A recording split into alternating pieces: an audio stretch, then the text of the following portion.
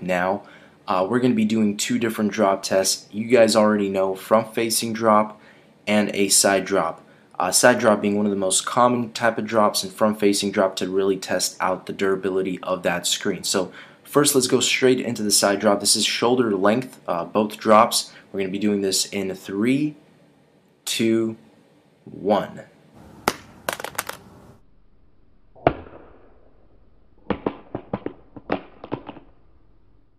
So the Amazon Fire sustained very minimal damage in the side drop test.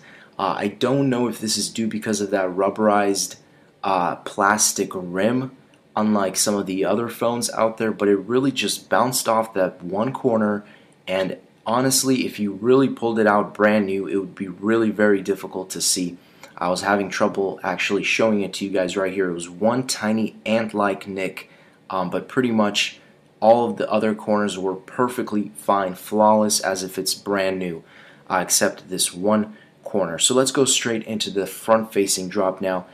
This will be the biggest factor in determining the strength of the screen. Front-facing drop test in 3, 2, 1.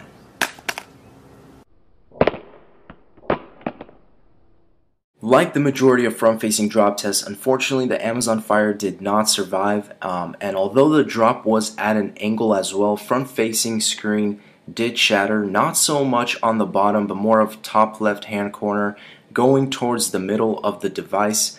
Now, everything did work perfectly fine, however, with the exception of the home button.